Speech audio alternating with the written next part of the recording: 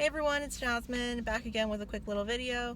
In today's video, I wanted to go over a topic I think is just insane, and hopefully you all have not experienced this, but if you have, leave it down below in the comments. I would love to hear about your experience with this. First off, I want to preface with saying that not all narcissists do this, but narcissists that I've dealt with in my life have done this. And what I'm referring to is cutting you off and going cold turkey, not interacting with you, not responding to you, not really pursuing you, right? And when this happens, I'm talking about if you had some sort of disagreement with this person, let's say you didn't agree with something they were saying, or you thought they were wrong justly in something they were doing, they will cut you off and act like you don't exist. And even if they were in the wrong, they will resist reaching out to you to apologize, to have a further conversation. And I think I may have made a video addressing why they don't do this, but the short reason as to why they don't is they are afraid of losing said argument. They don't like that you touched a nerve, that you kind of are pulling the curtain back on a lot of their lies and their baloney. So they will avoid you. They'll kind of ignore the whole topic altogether because, like we say with narcissists, avoidance is their best friend. It helps them avoid dealing with topics in conversations that they don't want to touch at all because it would give them a narcissistic injury. Now, in my experience, I have exes. I have one ex in particular. I have my own father who is narcissist, and they all have done the same thing. It could be the smallest little infraction. If you go against what they're about and you bring up a topic of discussion that they do not want to talk about, that irritates them, that makes them so angry, it gets them so riled up in their own little way, either they'll lash out and they'll get angry and they'll verbally, tear you down to get you to stop, or, as we're talking about in this video, they'll cut you off and not address the topic. Now, the reason I bring that part up is because it's really painful when they do this. It's almost like they don't want to ever address what's going on, what really is going on. When they feel like the conversation's getting a little too real, they'll just go ghost and just shut it all down. And that's the way they handle it. And I know, like, for me, for a certain amount of time, I thought I was the one at fault. I felt guilty for what was happening. And, a lot of that is to make you feel guilty as well. Narcissists aren't stupid. They know what they're doing to you. And,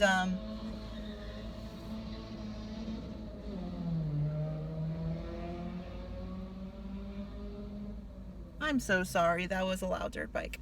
Anyways, they know what they're doing to you, essentially. When they're ignoring you and they're avoiding you after you brought up a topic, which, again, more than likely you had every right to bring up, you weren't being naggy or anything, just normal topic of discussion that most adults would be able to discuss, they turn it around on you and make you feel like you're the bad guy for doing it. Because if you hadn't done that, you wouldn't be getting this treatment. You wouldn't be shunned. You wouldn't be getting the silent treatment. That's the word, silent treatment. And the overwhelming reason why this happens, 9 times out of 10, is they're not really ready to have that conversation with you, right? They're hiding from that. And it could be their own insecurities. It could be a whole number of things. But one thing I do know is not your place to feel bad about it. They have to work through this on their own. And it doesn't matter how many times you bombard them with text, or you tell them you have to do this, or we're over, give them ultimatums, all of that. It doesn't matter. It's almost like a doorway, right? And you're trying to fit a bed or a sofa through that doorway. And it's just too awkward. It's too big for that doorway. And you keep trying to ram it through. And it just won't go. No matter which way you turn it, which way you try and force it through, you're just only going to risk doing damage to that door, right?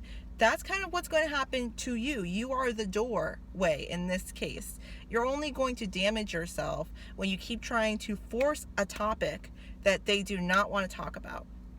It's only going to hurt you, because either they're going to put this kind of silent treatment, this kind of forced quiet time for you, or they're going to lash out and get, violent in some cases, which will hurt you.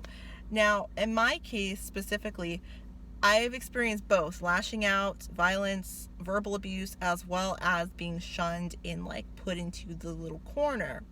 But more so importantly, with the whole shunning aspect of it, what I noticed, which was really weird, really, really strange, is even when the narcissist is doing this, and I think a lot of people don't discuss this a lot, even when you're on your little quiet time because the narcissist doesn't want to interact with you, they're still watching you.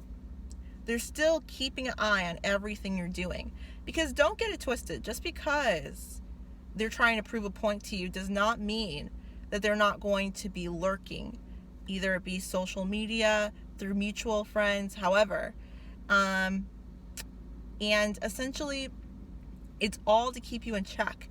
It's all to see what you're doing and see, is this having an effect on you, right? And I noticed for myself, especially, I didn't think that they would stoop to this level of lurking on me when they don't even have the courage to talk to me about a specific topic or a specific issue. I would be like, they don't care. They shunned me. They're not speaking to me. They don't want to deal with me. Whatever, they don't respect me, whatever.